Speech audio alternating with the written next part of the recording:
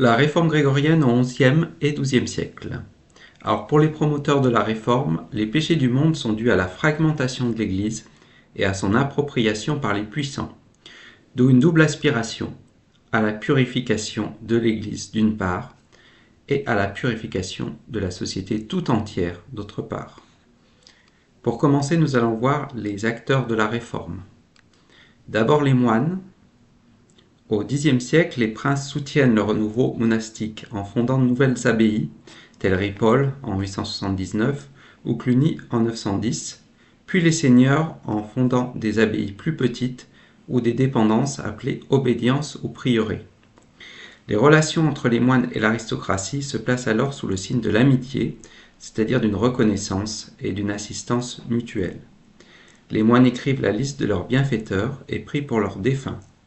Les monastères accueillent les conversions à la vie monastique, des enfants, les oblats, ou d'anciens chevaliers pour le salut de leur âme. Les moines valorisent également les puissants en écrivant des vies de saints guerriers, telle la vie de Géraud d'Aurillac en 930, par l'abbé Odon de Cluny, qui célèbre ainsi le fondateur de l'abbaye. Certains donateurs des abbayes gardent un contrôle sur les biens, les terres qu'ils cèdent, à travers ce qu'on appelle l'abbatiat laïque, le contrôle du temporel, des monastères.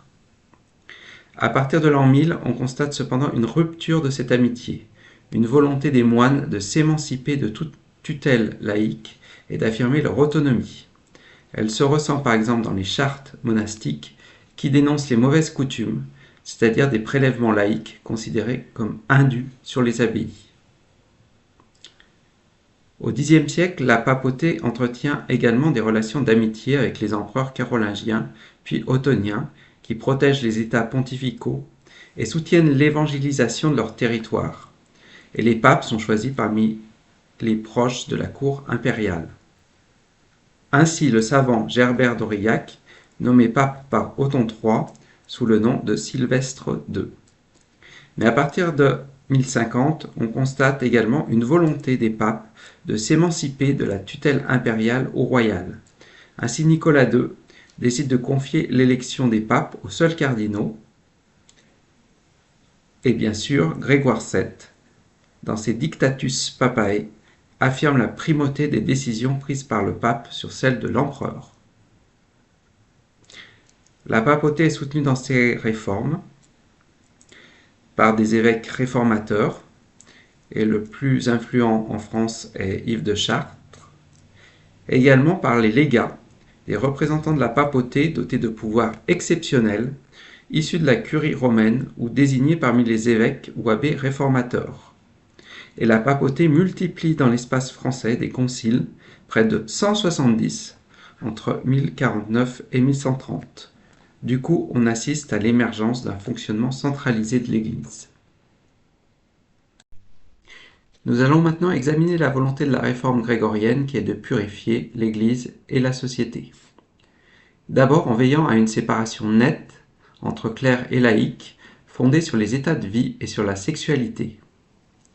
Les moines et les moniales sont repris en main et les prêtres se voient imposer le célibat et la chasteté. En 1049, le concile de Reims condamne le nicolaïsme, les prêtres qui refusent le célibat. Cette interdiction se poursuit et s'amplifie et en 1119, elle est étendue à l'interdiction du mariage des chanoines. Du coup, on note chez certains réformateurs, par exemple l'abbé Geoffroy de Vendôme, l'obsession de la pureté jusqu'à la diabolisation et l'exclusion de la femme. D'autre part, les réformateurs condamnent la simonie, l'achat de dignités ou de biens ecclésiastiques, car selon eux, seuls les clercs peuvent détenir des objets ou des fonctions sacrées. Du coup, la réforme contraint les laïcs à renoncer à leur emprise sur les sièges épiscopaux. En 1075, dans ses Dictatus Papae, Grégoire VII condamne fermement l'investiture publique des évêques par les rois, symbolisée par la remise de la crosse et de l'anneau. En France, autour de l'évêque Yves de Chartres, finit par s'établir à la fin du XIe siècle un compromis en distinguant dans l'investiture deux moments, la consécration et la charge pastorale, spirituelle, symbolisée par la remise de la crosse et de l'anneau, qui doit être réservé à l'Église d'une part, et l'investiture des biens et des droits attachés à l'évêché qui sont remis des mains du roi, d'autre part. Le temporel reste ainsi une prérogative royale en France. Dans l'Empire, après de nombreuses querelles avec la papauté, l'empereur Henri V finit par accorder également ce type de compromis avec le Concordat de Worms en 1122. Les réformateurs s'efforcent également de soustraire les biens ecclésiastiques des prélèvements laïques énoncés comme mauvaise coutume dans les chartes.